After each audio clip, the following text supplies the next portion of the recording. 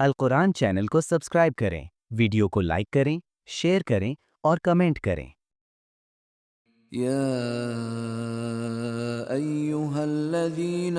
آمنوا أوفوا بالعقود أحلت لكم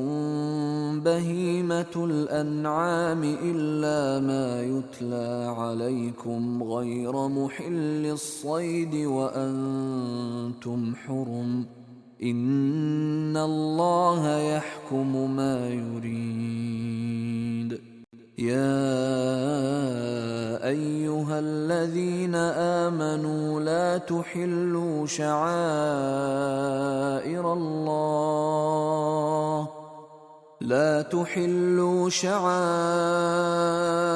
الله ولا الشهر الحرام ولا الهدي ولا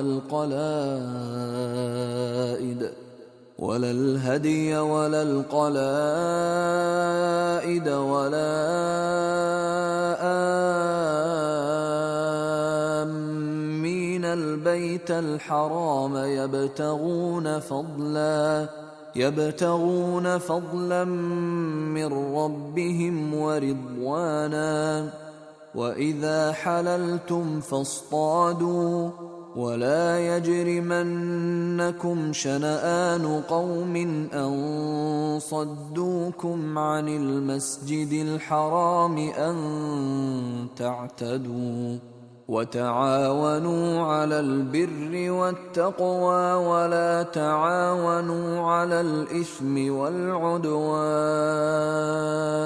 واتقوا الله إن الله شديد العقاب حرمت عليكم الميتة والدم ولحم الخنزير وما أهل لغير الله به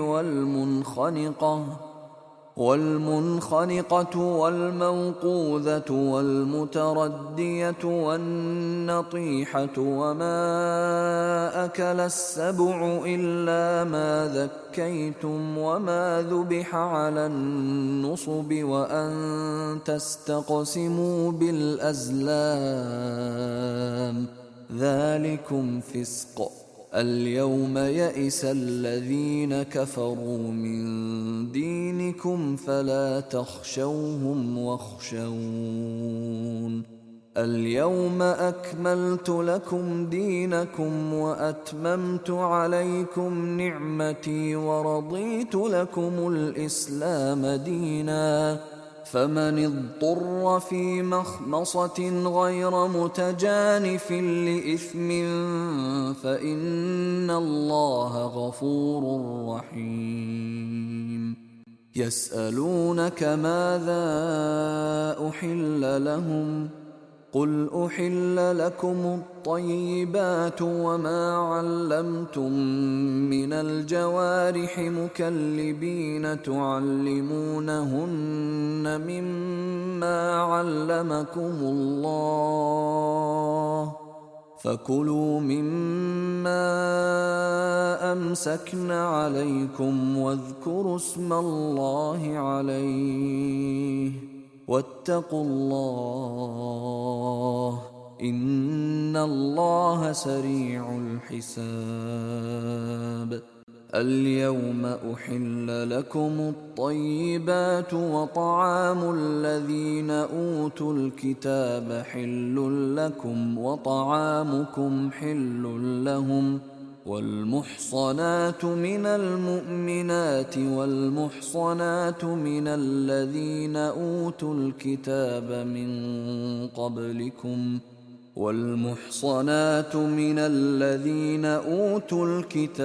من قبلكم إذا آتيتموهن أجورهن محصنين غير مسافحين ولا متخذي أخدان ومن يكفر بالإيمان فقد حبط عمله وهو في الآخرة من الخاسرين يا أيها الذين آمنوا إذا قمتم إلى الصلاة فاغسلوا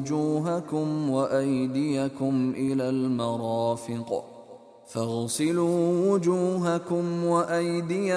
إلى المرافق وامسحوا برؤوسكم وأرجلكم إلى الكعبين وإن كنتم جنبا فاطهروا وإن كنتم مرضى أو على سفر أو جاء أحد منكم من الغائط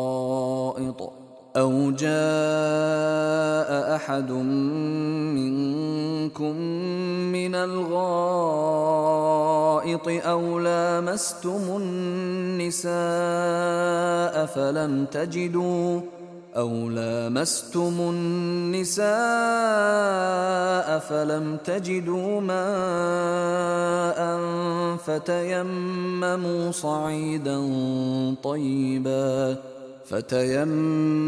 صعيدا طيبا فامسحوا بوجوهكم وأيديكم منه ما يريد الله ليجعل عليكم من حرج ولكن يريد ليطهركم وليتم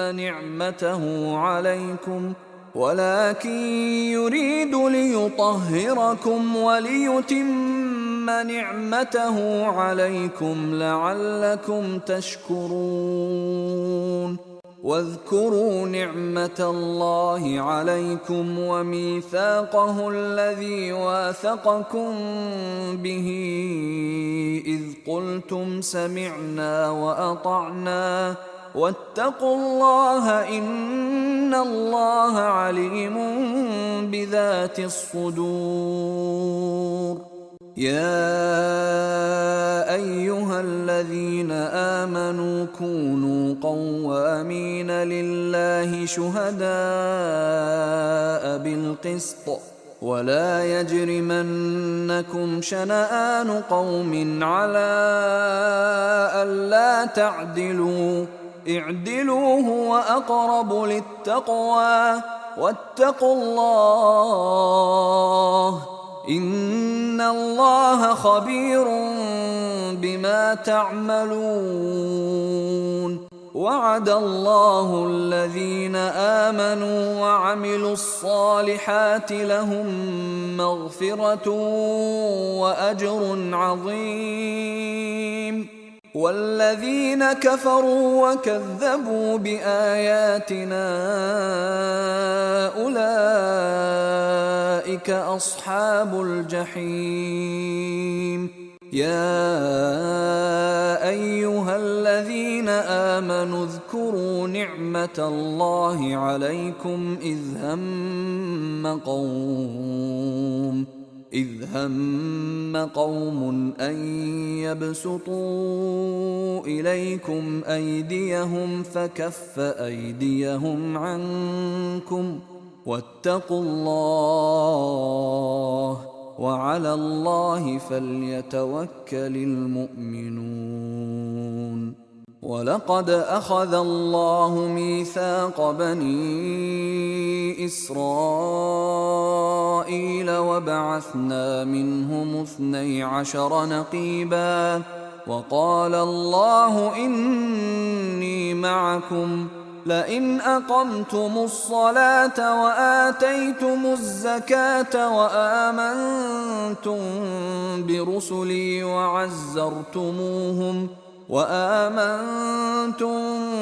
برسلي وعزرتموهم وأقرضتم الله قرضا حسنا لأكفرن عنكم سيئاتكم ولأدخلنكم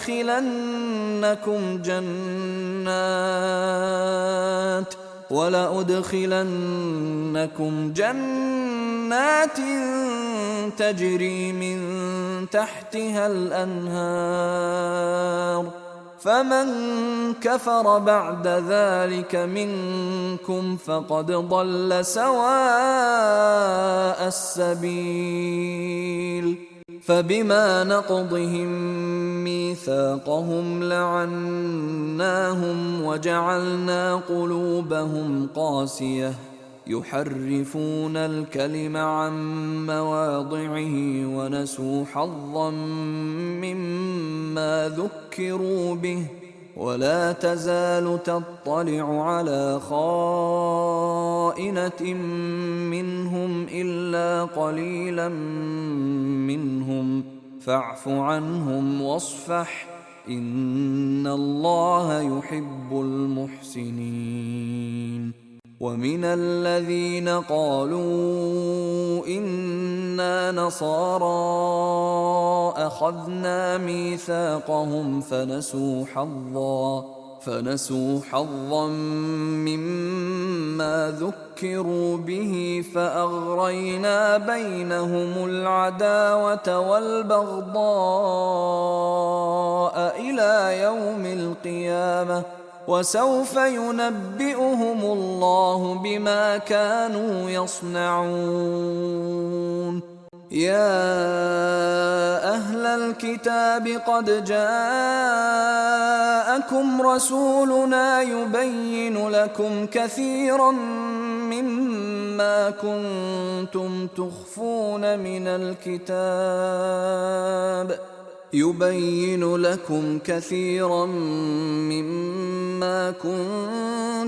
تخفون من الكتاب ويعفو عن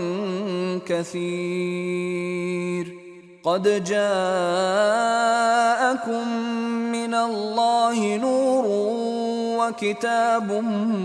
مبين يهدي به الله من اتبع رضوانه سبل السلام ويخرجهم من الظلمات إلى النور بإذنه ويهديهم إلى صراط مستقيم.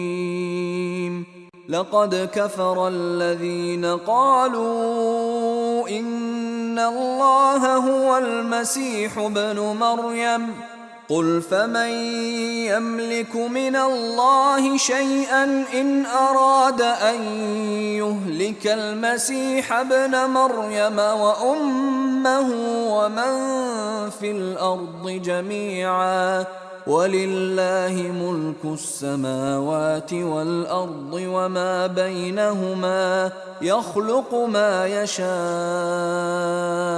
والله على كل شيء قدير. وقالت اليهود والنصارى نحن أبناء الله وأحباؤه قل فلم يعذبكم بذنوبكم بل أنتم بشر ممن خلق يغفر لمن يشاء ويعذب من يشاء ولله ملك السماوات والأرض وما بينهما وإليه المصير. يا أهل الكتاب قد جاءكم رسولنا يبين لكم على فترة من الرسل أن تقولوا ما جاءنا من بشير ولا نذير فقد جاءكم بشير ونذير والله على كل شيء قدير. وإذ قال موسى لقومه يا قوم اذكروا نعمة الله عليكم إذ جعل فيكم إذ جعل فيكم أنبياء وجعلكم ملوكا وآتاكم ما لم يؤت أحدا من العالمين. يا قوم ادخلوا الأرض المقدسة التي كتب الله لكم ولا ترتدوا على أدباركم فتنقلبوا خاسرين. قالوا يا موسى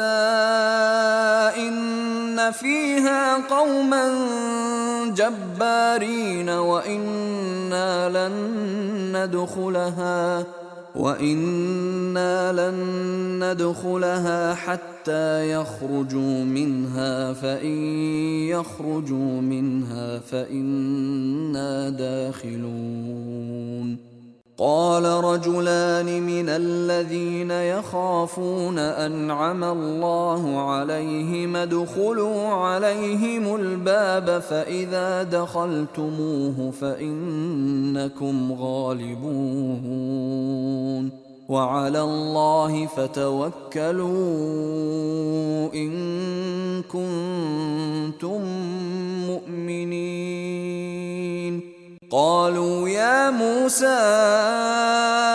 إنا لن ندخلها أبدا ما داموا فيها فاذهب أنت وربك فقاتلا إنا هاهنا قاعدون. قال رب إني لا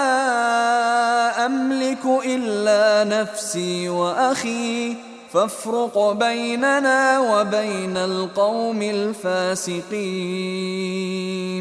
قال فإنها محرمة عليهم 40 سنة يتيهون في الأرض فلا تأس على القوم الفاسقين.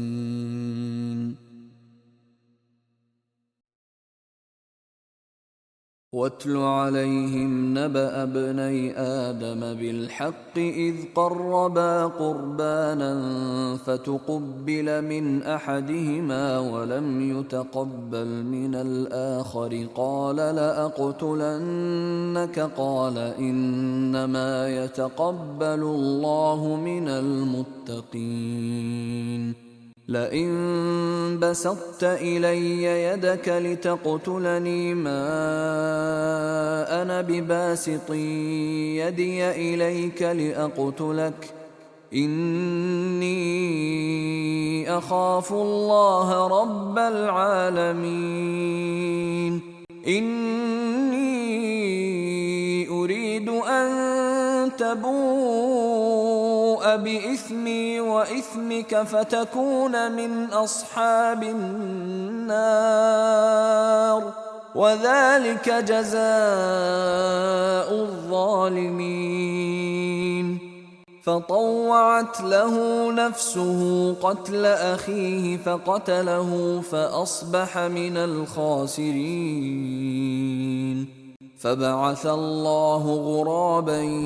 يبحث في الأرض ليريه كيف يواري سوءة أخيه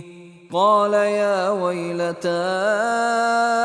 أعجزت أن أكون مثل هذا الغراب فأواري سوءة أخي فأصبح من النادمين. من أجل ذلك كتبنا على بني إسرائيل أنه من قتل نفسا بغير نفس أو فساد في الأرض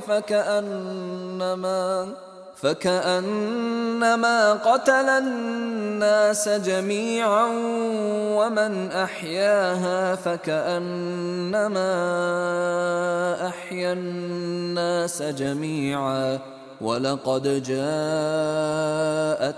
رسلنا بالبينات ثم إن كثيرا منهم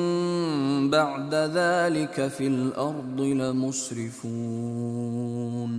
إنما جزاء الذين يحاربون الله ورسوله ويسعون في الأرض فسادا أن يقتلوا أو يصلبوا أو تقطع أيديهم وأرجلهم من خلاف أو ينفوا من الأرض ذلك لهم خزي في الدنيا ولهم في الآخرة عذاب عظيم إلا الذين تابوا من قبل أن تقدروا عليهم فاعلموا أن الله غفور رحيم يا أيها الذين آمنوا اتقوا الله وابتغوا إليه الوسيلة وجاهدوا في سبيله لعلكم تفلحون إن الذين كفروا لو أن لهم ما في الأرض جميعا ومثله معه ليفتدوا به من عذاب يوم القيامة ما تقبل منهم ولهم عذاب أليم يريدون أن يخرجوا من النار وما هم بخارجين منها ولهم عذاب مقيم والسارق والسارقة فاقطعوا أيديهما جزاء بما كسبا نكالا من الله والله عزيز حكيم فمن تاب من بعد ظلمه وأصلح فإن الله يتوب عليه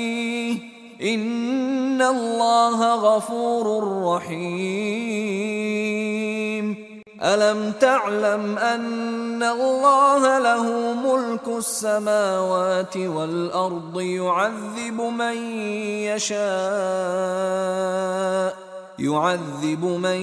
يشاء ويغفر لمن يشاء والله على كل شيء قدير يا أيها الرسول لا يحزنك الذين يسارعون في الكفر من الذين قالوا آمنا بأفواههم ولم تؤمن قلوبهم ومن الذين هادوا سماعون للكذب سماعون لقوم آخرين لم يأتوك يحرفون الكلم من بعد مواضعه يقولون إن أوتيتم هذا فخذوه وإن لم تؤتوه فاحذروا ومن يرد الله فتنته فلن تملك له من الله شيئا أولئك الذين لم يرد الله أن يطهر قلوبهم لهم في الدنيا خزي ولهم في الآخرة عذاب عظيم سماعون للكذب أكالون للسحت فإن جاءوك فاحكم بينهم أو أعرض عنهم وإن تعرض عنهم فلن يضروك شيئا وإن حكمت فاحكم بينهم بالقسط إن الله يحب المقسطين. وكيف يحكمونك وعندهم التوراة فيها حكم الله ثم يتولون من بعد ذلك وما أولئك بالمؤمنين. إنا أنزلنا التوراة فيها هدى ونور يحكم بها النبيون الذين أسلموا للذين هادوا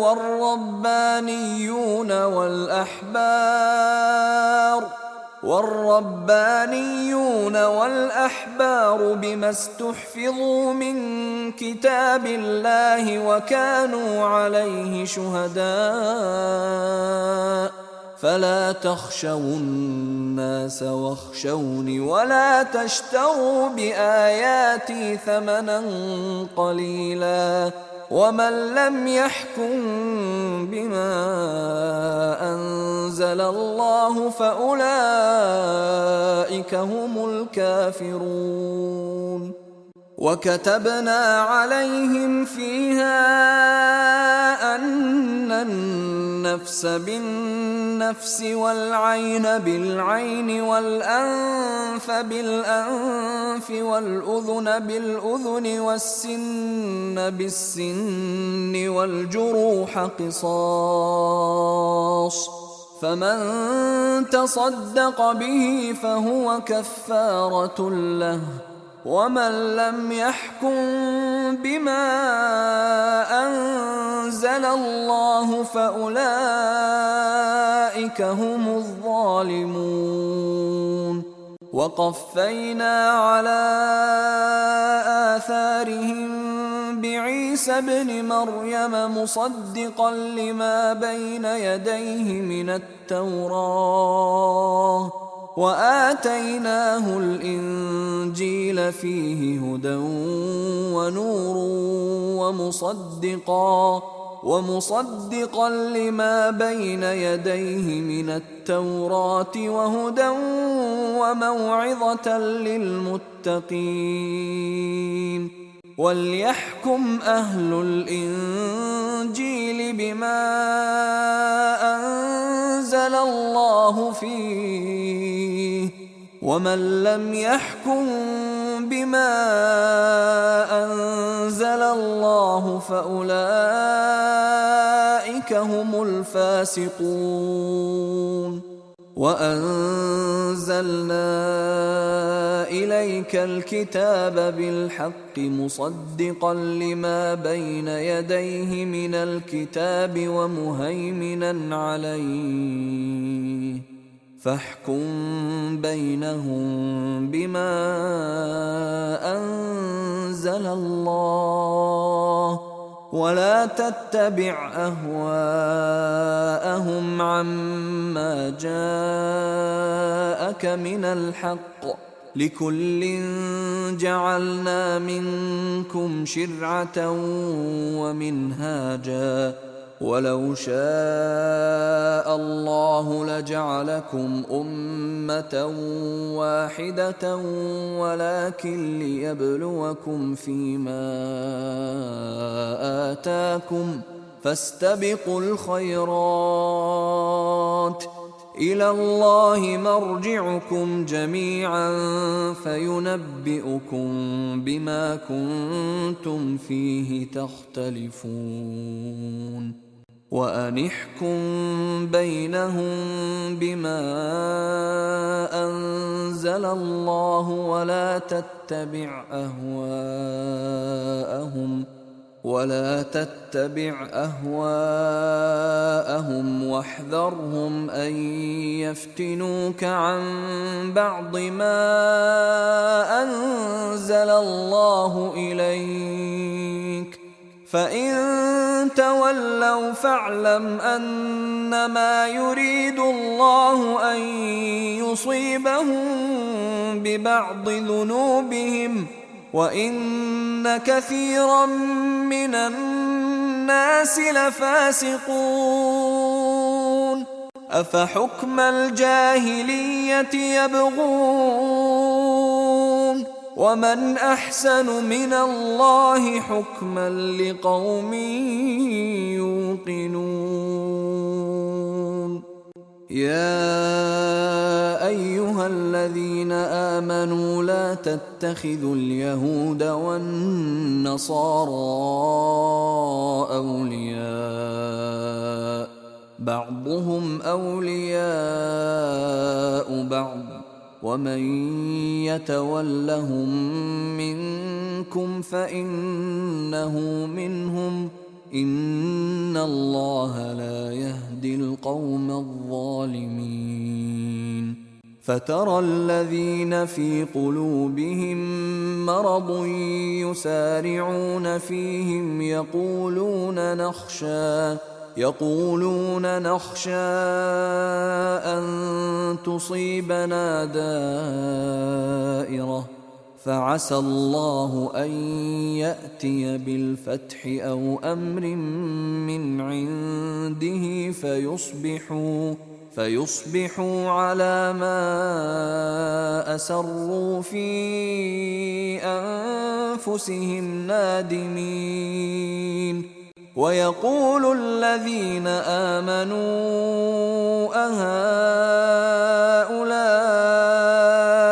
الذين أقسموا بالله جهد أيمانهم إنهم لمعكم حبطت أعمالهم فأصبحوا خاسرين يا أيها الذين آمنوا من يرتد منكم عن دينه فسوف يأتي الله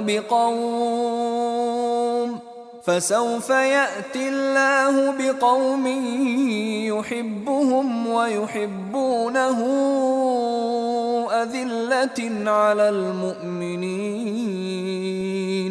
أذلة على المؤمنين أعزة على الكافرين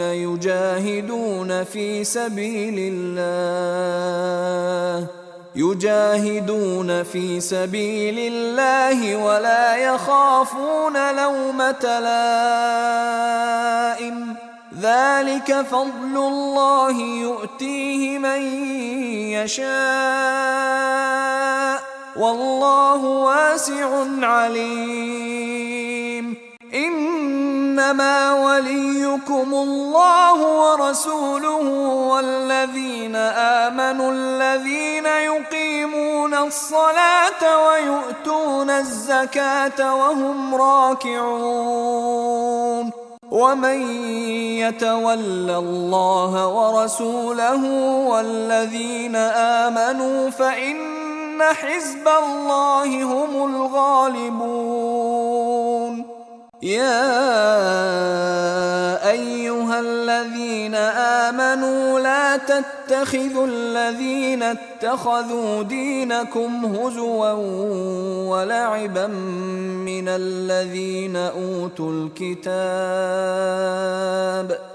الذين أوتوا الكتاب من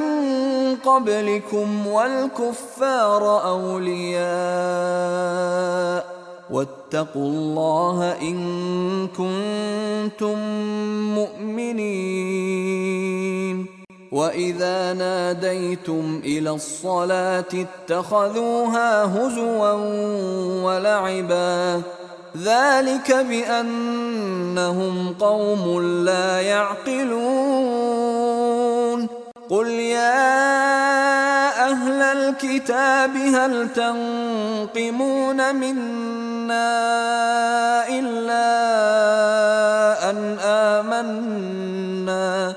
إلا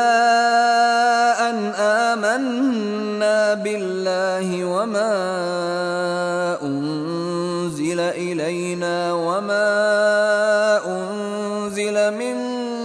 قبل وأن أكثركم فاسقون قل هل أنبئكم بشر من ذلك مثوبة عند الله من لعنه الله وغضب عليه وجعل منهم القردة والخنازير وعبد الطاغوت أولئك شر مكانا وأضل عن سواء السبيل وإذا جاءوكم قالوا آمنا وقد دخلوا بالكفر وهم قد خرجوا به والله أعلم بما كانوا يكتمون وترى كثيرا منهم يسارعون في الإثم والعدوان وأكلهم السحت لبئس ما كانوا يعملون لولا ينهاهم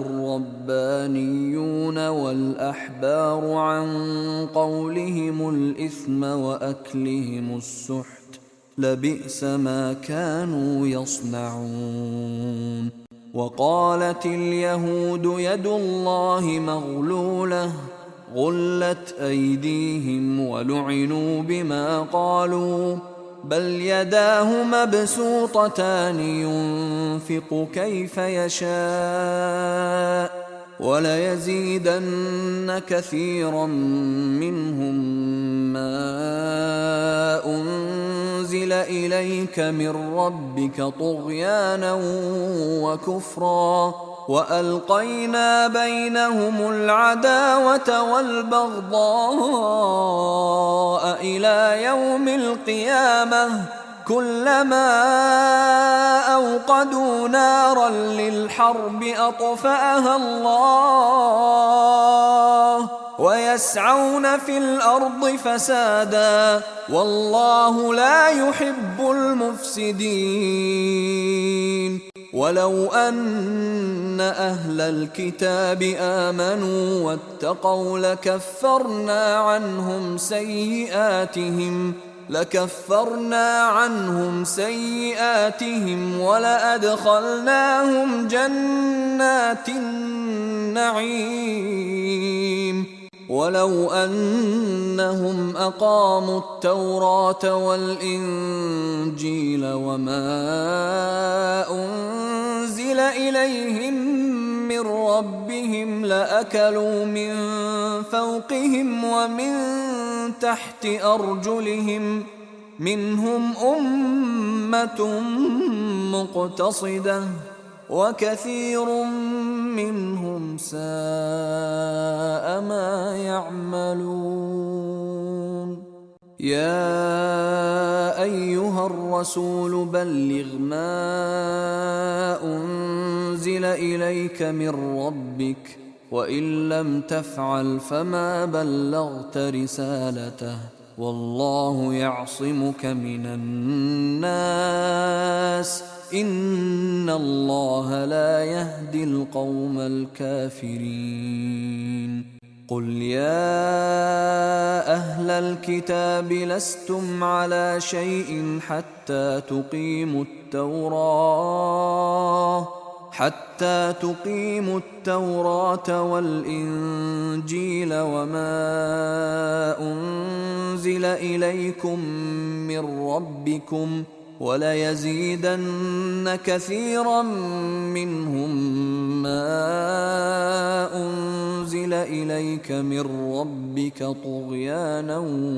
وكفرا فلا تأس على القوم الكافرين إن الذين آمنوا والذين هادوا والصابئون والنصارى من آمن بالله واليوم الآخر وعمل صالحا فلا خوف عليهم ولا هم يحزنون لقد أخذنا ميثاق بني إسرائيل وأرسلنا إليهم رسلا كلما جاءهم رسول بما لا تهوى أنفسهم فريقا كذبوا وفريقا يقتلون وحسبوا ألا تكون فتنة فعموا وصموا ثم تاب الله عليهم ثم عموا وصموا كثير منهم والله بصير بما يعملون لقد كفر الذين قالوا إن الله هو المسيح ابن مريم وقال المسيح يا بني إسرائيل اعبدوا الله ربي وربكم إنه من يشرك بالله فقد حرم الله عليه الجنة ومأواه النار وما للظالمين من أنصار لقد كفر الذين قالوا إن الله ثالث ثلاثة وما من إله إلا إله واحد وإن لم ينتهوا عما يقولون ليمسن الذين كفروا منهم عذاب أليم أفلا يتوبون إلى الله ويستغفرونه والله غفور رحيم ما المسيح ابن مريم إلا رسول قد خلت من قبله الرسل وأمه صديقة كانا يأكلان الطعام انظر كيف نبين لهم الآيات ثم انظر أنى يؤفكون قل أتعبدون من دون الله ما لا يملك لكم ضرا ولا نفعا والله هو السميع العليم قل يا أهل الكتاب لا تغلوا في دينكم غير الحق ولا تتبعوا أهواء قوم قد ضلوا من قبل وأضلوا كثيرا وضلوا عن سواء السبيل لعن الذين كفروا من بني إسرائيل على لسان داود وعيسى بن مريم ذلك بما عصوا وكانوا يعتدون كانوا لا يتناهون عن منكر فعلوه لبئس ما كانوا يفعلون ترى كثيرا منهم يتولون الذين كفروا لبئس ما قدمت لهم أنفسهم أن سخط الله عليهم وفي العذاب هم خالدون ولو كانوا يؤمنون بالله والنبي وما أنزل إليه ما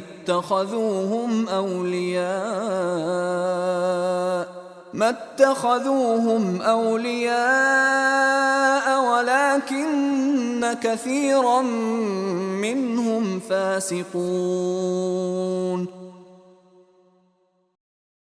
لتجدن أشد الناس عداوة للذين آمنوا اليهود والذين أشركوا ولتجدن أقربهم مودة للذين آمنوا الذين قالوا إنا نصارى، ذلك بأن منهم قسيسين ورهبانا وأنهم لا يستكبرون. وإذا سمعوا ما أنزل إلى الرسول ترى أعينهم تفيض من الدمع مما عرفوا من الحق، يقولون ربنا آمنا فاكتبنا مع الشاهدين. وما لنا لا نؤمن بالله وما جاءنا من الحق ونطمع أن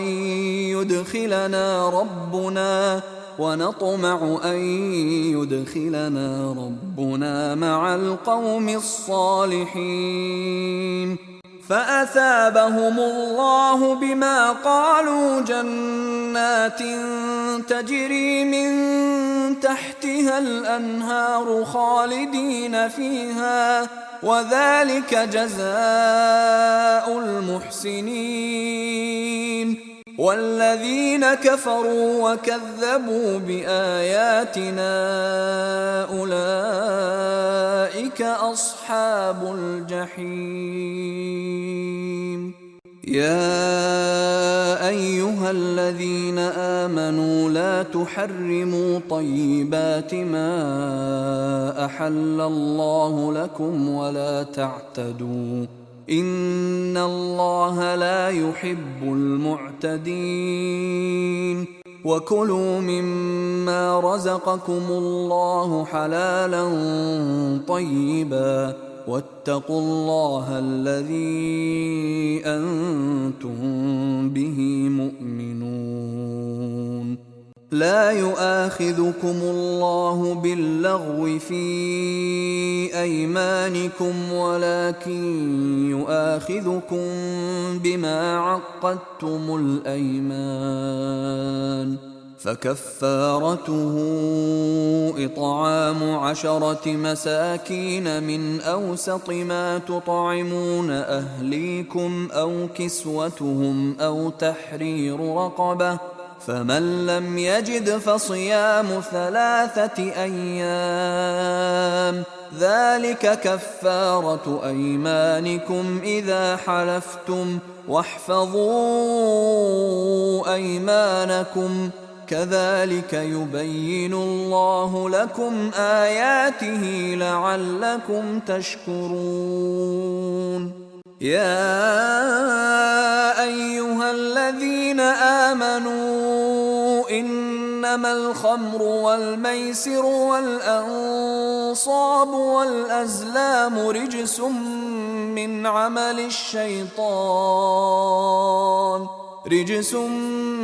عمل الشيطان فاجتنبوه لعلكم تفلحون.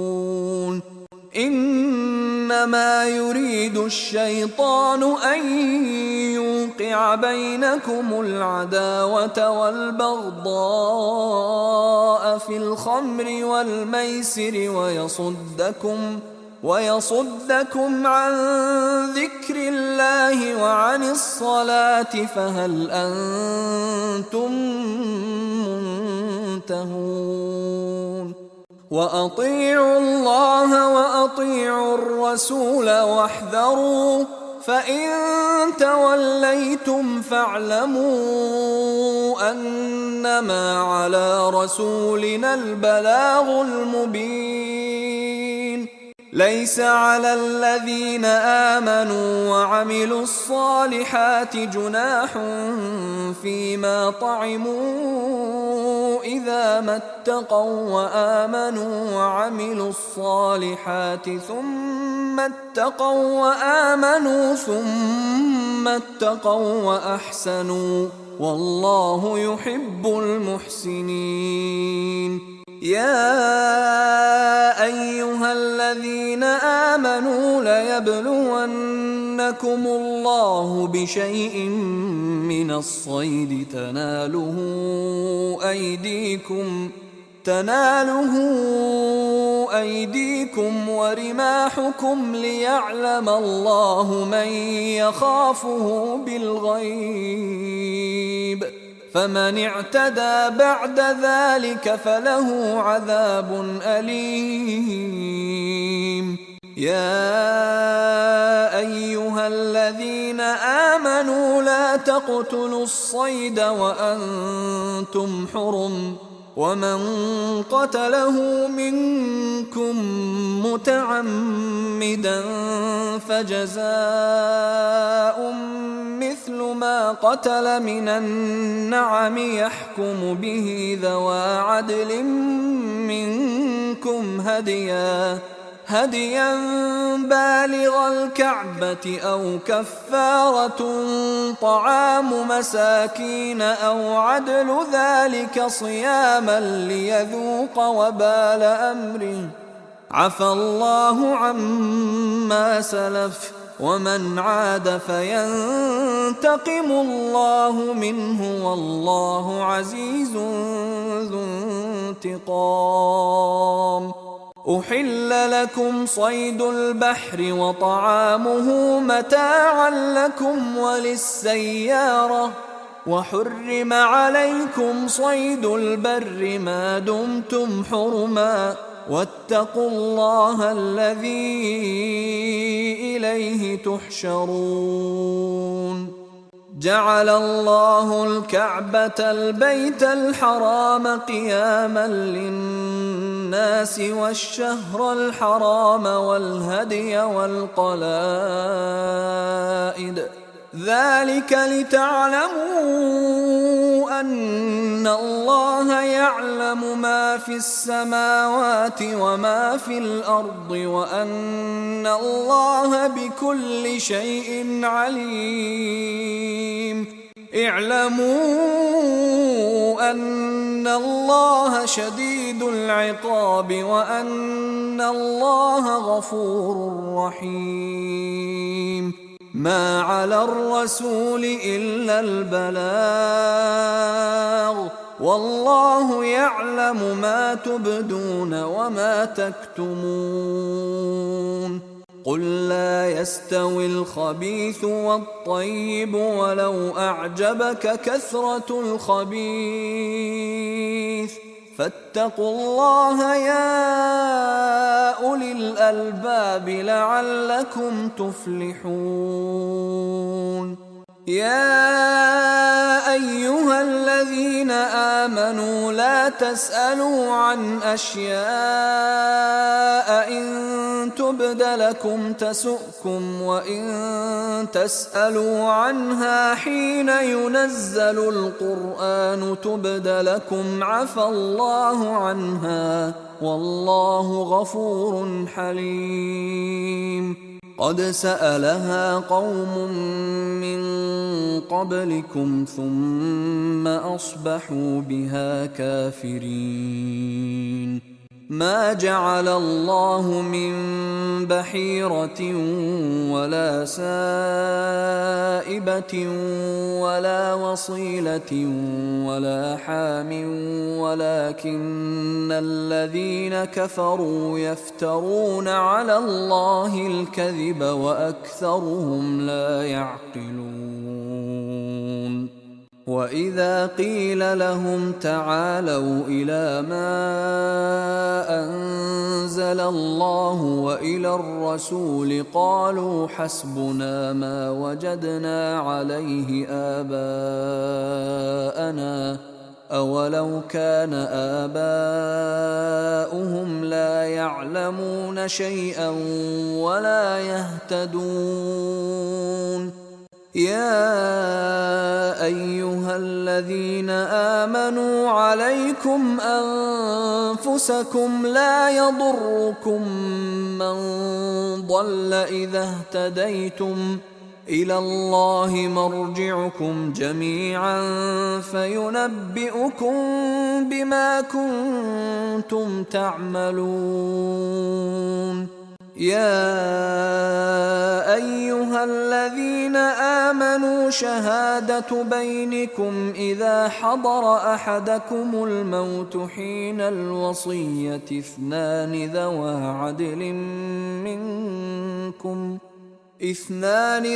عدل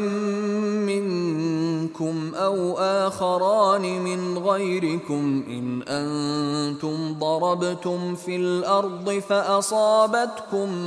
مصيبة الموت تحبسونهما من بعد الصلاة فيقسمان بالله إن ارتبتم لا نشتري به ثمنا ولو كان ذا قربى ولا نكتم شهادة الله إنا إذا لمن الآثمين فإن عثر على أنهما استحقا إثما فآخران يقومان مقامهما من الذين استحق عليهم الأوليان فيقسمان بالله لشهادتنا أحق من شهادتهما وما اعتدينا إنا إذا لمن الظالمين ذلك أدنى أن يأتوا بالشهادة على وجهها أو يخافوا أن ترد أيمان بعد أيمانهم واتقوا الله واسمعوا والله لا يهدي القوم الفاسقين يوم يجمع الله الرسل فيقول ماذا أجبتم قالوا لا علم لنا إنك أنت علام الغيوب إذ قال الله يا عيسى ابن مريم اذكر نعمتي عليك وعلى والدتك إذ أيدتك بروح القدس تكلم الناس في المهد وكهلا وإذ علمتك الكتاب والحكمة والتوراة والإنجيل وإذ تخلق من الطين كهيئة الطير بإذني فتنفخ فيها فتكون طيرا بإذني وتبرئ الأكمه والأبرص بإذني وإذ تخرج الموتى بإذني وإذ كففت بني إسرائيل عنك إذ جئتهم بالبينات فقال الذين كفروا منهم إن هذا إلا سحر مبين وإذ أوحيت إلى الحواريين أن آمنوا بي وبرسولي قالوا آمنا واشهد بأننا مسلمون إذ قال الحواريون يا عيسى ابن مريم هل يستطيع ربك أن ينزل علينا مائدة من السماء قال اتقوا الله إن كنتم مؤمنين قالوا نريد أن نأكل منها وتطمئن قلوبنا وتطمئن قلوبنا ونعلم أن قد صدقتنا ونكون عليها من الشاهدين. قال عيسى ابن مريم اللهم ربنا أنزل علينا مائدة من السماء تكون لنا عيدا لأولنا وآخرنا وآية منك وارزقنا وأنت خير الرازقين. قال الله إني منزلها عليكم فمن يكفر بعد منكم فإني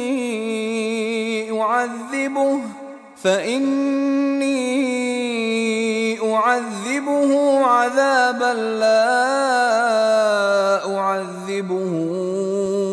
أحدا من العالمين. وإذ قال الله يا عيسى ابن مريم أأنت قلت للناس اتخذوني وأمي إلهين من دون الله قال سبحانك ما يكون لي أن أقول ما ليس لي بحق إن كنت قلته فقد علمته تعلم ما في نفسي ولا أعلم ما في نفسك إنك أنت علام الغيوب. ما قلت لهم إلا ما أمرتني به أن اعبدوا الله ربي وربكم وكنت عليهم شهيدا ما دمت فيهم فلما توفيتني كنت أنت الرقيب عليهم وأنت على كل شيء شهيد. إن تعذبهم فإنهم عبادك وإن تغفر لهم فإنك أنت العزيز الحكيم. قال الله هذا يوم ينفع الصادقين صدقهم لهم جنات تجري من تحتها الأنهار خالدين فيها أبدا رضي الله عنهم ورضوا عنه ذلك الفوز العظيم. لله ملك السماوات والأرض وما فيهن وهو على كل شيء قدير.